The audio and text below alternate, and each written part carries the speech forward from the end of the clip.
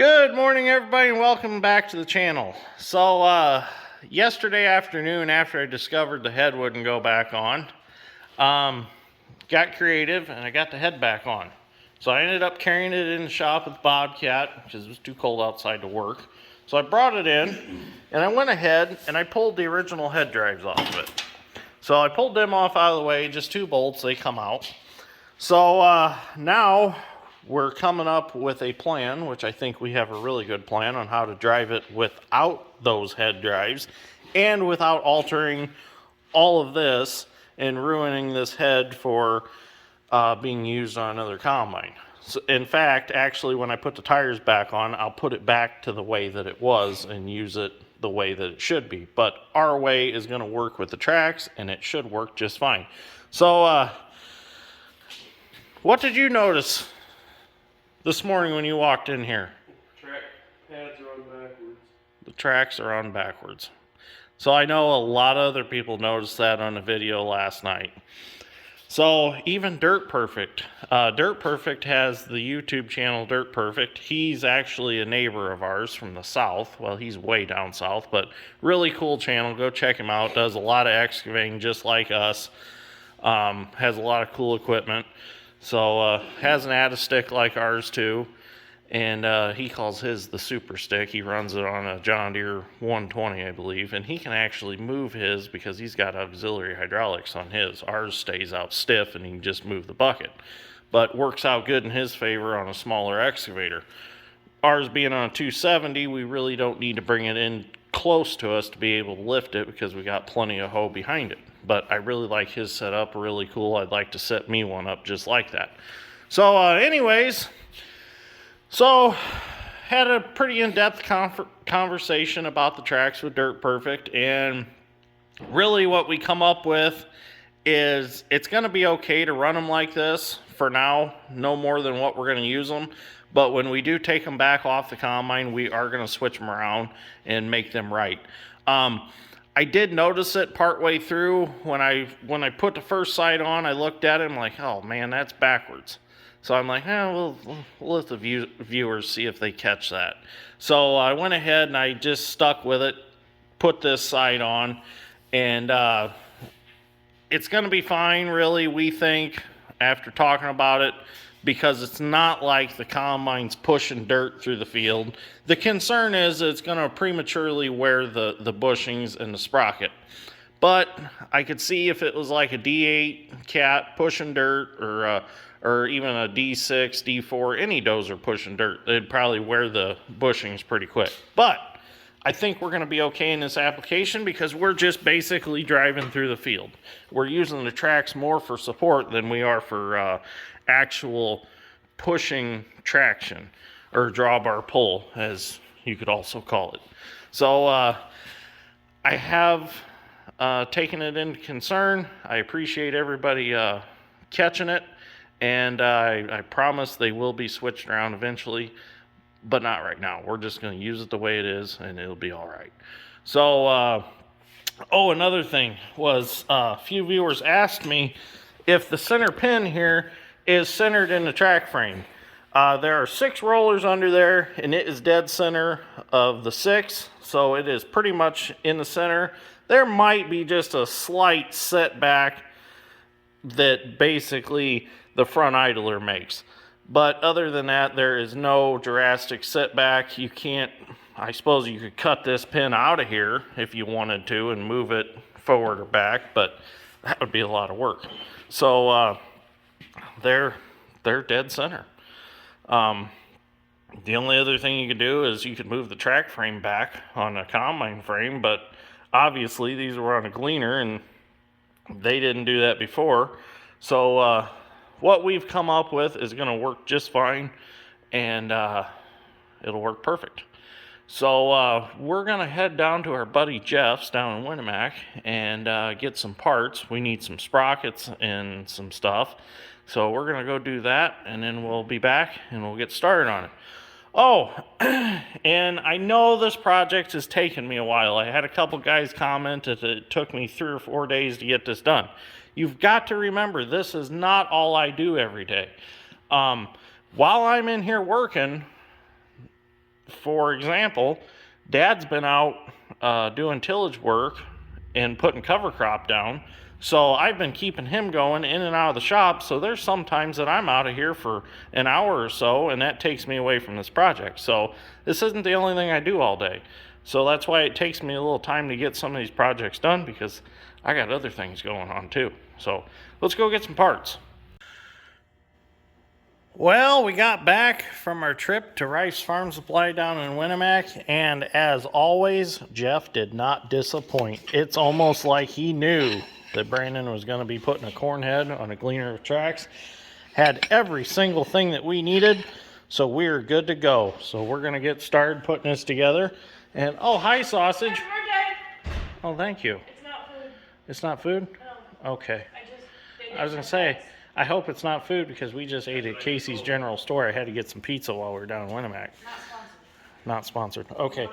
So anyways, I'm sure maybe some of you guys have figured out what we're doing already, but some of you haven't. So keep watching. We'll show you what we're going to do. We're going to make it happen. It's going to happen, isn't it? Yes, sir. It's going to be great. Well, we're going to get started on our new head drive. So first thing we're going to do is we're going to take this 26 tooth sprocket, it's kind of a tongue twister, and we're going to put it on this hub, like so. It's a machine fit. And we are going to take our marker. Well, actually, I need to tack weld it together real fast. Let me run it back to the welding table, and I'll tack weld it together real quick. Well, now since we have our hub and our sprocket welded together, now we're going to go ahead and we're going to mark where we need to cut with the bandsaw. So I got this handy dandy thing. Since this is kind of an odd shape, we're going to use this to get us a straight line. This is actually made for like doing trim work in a house, but it works for this too. So we're just kind of, this don't have to be perfect. Kind of give us a reference line to follow when we're cutting. Conveniently, it ended up through that one hole for a set screw, but we're not worried about that because we don't need that set screw anymore. So now we can take this over to the bandsaw. Dad's strength's setting it up right now, and we're going to cut it.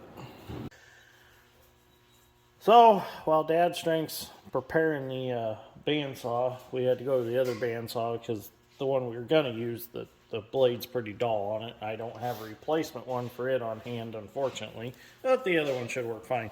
So while he's doing that, we're going to prepare our drive sprocket, which the one we had before was the driven. This is actually the drive that goes on the combine.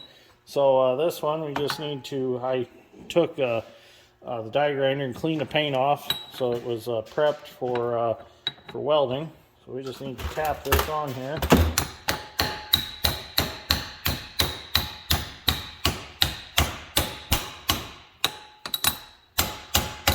Get that on there, we'll get that welded up, and then that'll be our drive sprocket. This will go on the combine. So now nobody pick on me for any of this today, because this is my birthday special YouTube video. So you can't pick on me if you see something you don't like in this video. So, but wait till tomorrow, then you can pick on me on the next video. So let's go get this welded up and go get the other one cut in half. Well, we're going to give this a shot of cutting this, see what happens. I've got gloves on for safety. It's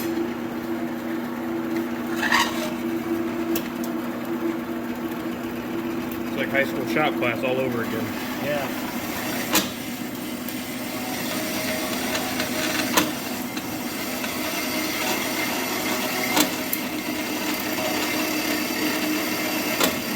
Nicking the blade. Yeah.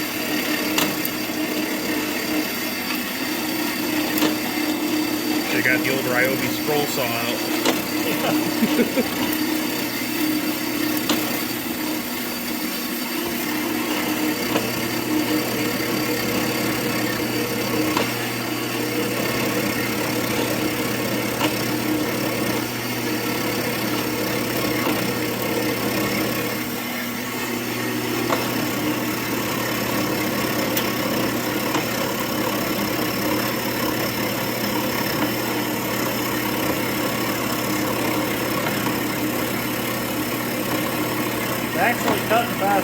thought.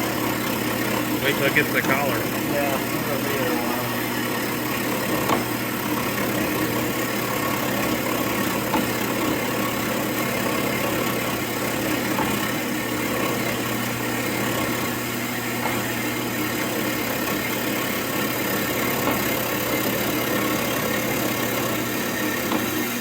Okay, so we're going to finish cutting through this. We don't need all this on video because it's going to be a while, but we'll get her cut. Well, we got cut through it. Didn't take nearly as long as I thought it would, but it went pretty good. So these can be cut. I mean, that's a fairly good cut. We'll be able to do what we want to do with it. Oh, look at there. Put it back together. So I'm happy with this. It's turned out great. We made our own split sprockets. Mm-hmm. So let's move on with the project. We're going to go ahead and install our drive sprocket now. We have to put it on, and this sit screw will actually lock into this groove right here, like so.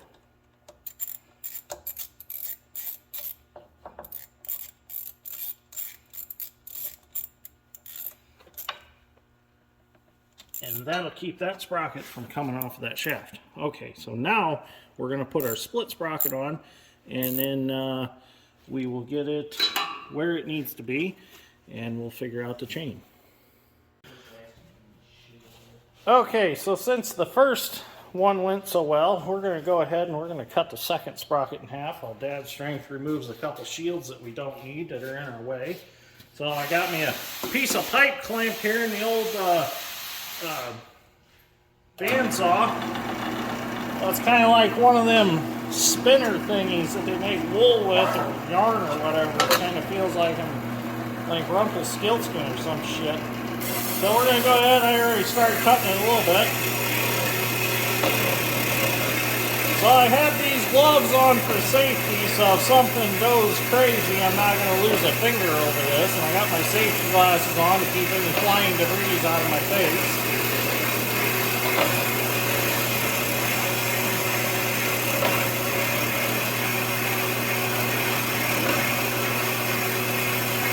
So I've seen a few comments, the guys concerned I'm going to tear the hydrostat or the final drive, the transmission out of this combine with these tracks. Well, it all boils down to being smart about what's going on. If we're in that deep and I know that it's pulling way too hard, we will go get our dozer and assist the combine. Or downshifted gear. We are definitely not going to tear it up. Most of the time things get teared up because guys don't pay attention to what's going on. So we have plenty of other equipment to assist it, to get it out before we tear it up. It's definitely not something I want to do is tear it up. That means it's more work for me to fix it. It's kind of like the new Yankee Workshop going on here, but with steel.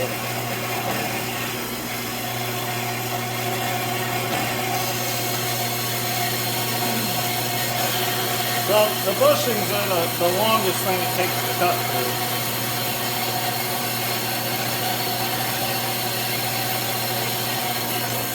It takes quite a bit of pressure.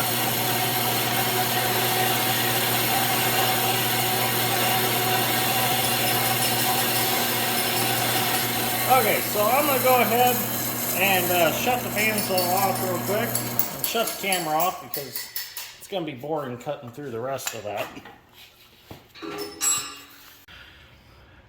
Well, here's what we done with the split sprocket that we made. We put it around the shaft, the drive shaft or the head. The reason that we went with the split sprocket is because if we wanted to do this, I would say proper way, we would have to tear all this apart. We would have to take this shaft, take it to a machine shop, have a keyway cut in it for the sprocket to be on the shaft. So what we done was we planned on just welding this sprocket to the shaft. And I know somebody's going to say, well, what happens if you ever need to service it? Well, if we ever need to service it, for one thing, this all comes apart here, so we'll be able to get these bearings off. and these bearings will all go that way. So this really does not really truly affect anything. Somebody's probably going to say, well, you're going to crystallize that shaft when you weld it and it's probably going to break. No, I don't think that's going to happen. We've been doing this quite a while. I've welded on a lot of shafts and never had one actually crystallize and break like a lot of people always say. So I'm very confident that this is going to work perfectly fine. Between Dad's strength and I, we come up with this idea. It's going to work. So what we're going to do is I'm going to weld this sprocket back together, make a whole sprocket out of it. Then we will line it up with this sprocket here, like so, and we will go ahead and weld it to the shaft. Then we're going to run a chain from here to here. This chain is just here to reset the pitch of the sprocket while I weld it back together. We'll run a chain from here to here, and this will create our new head drive. What we're also going to do is we're going to come off of the frame of the head down here somewhere, and we're going to make a new chain tensioner similar to what Gleaner's original design was, and that will tension the chain from here to here. So we're going to do this on this side, and we're going to do the same thing on the other side. On the other side, we're going to have to do something a little differently here because it's going to have to be farther out because the slip clutch is in the way. Now you're probably saying that, oh well, this isn't a good idea. Well, if you look through the Gleaner book for these 630 heads, there was actually a way that these heads ran off of about right here with a chain for the smaller combines. They didn't actually have that support out here with the bearing and all that. So this should work just fine.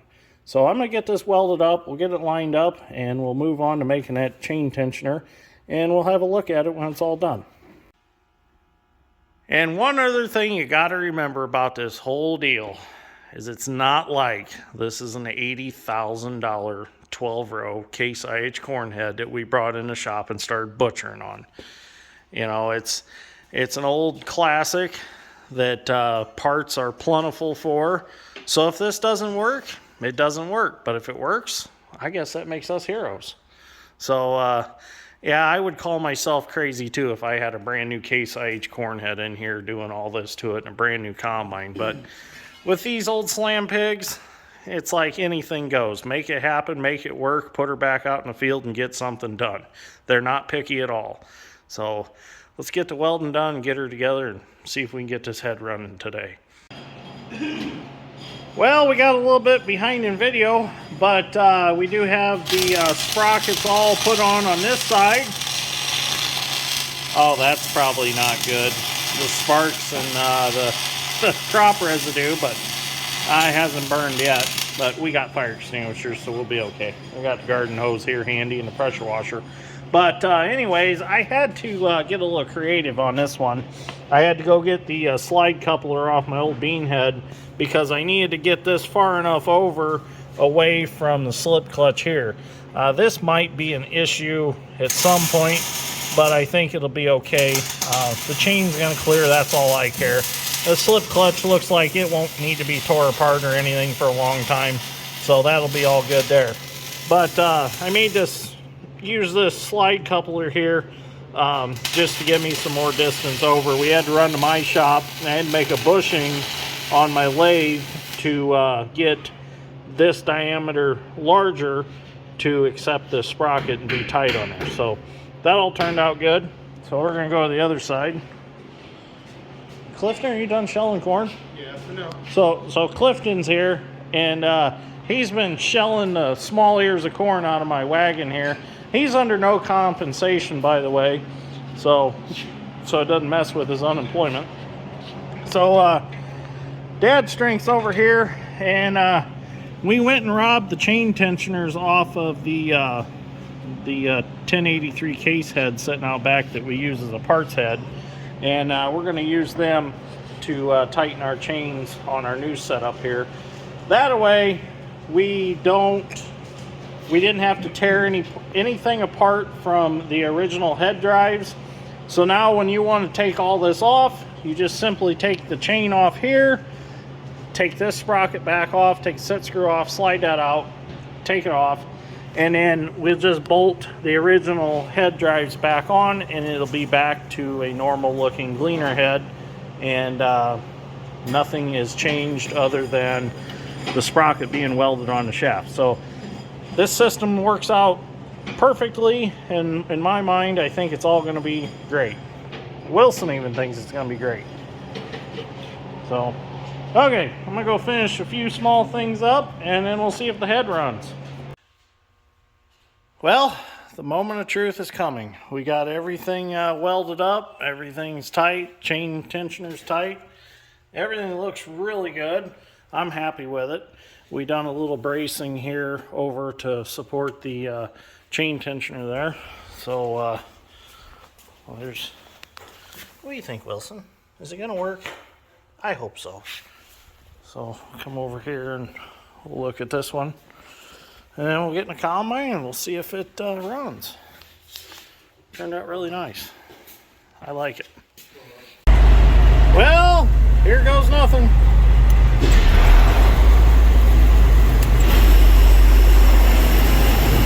Oh, it runs perfectly. Oh, you can't see it from right here. Yep. Perfect. Can't get any better than that. I'm happy with that.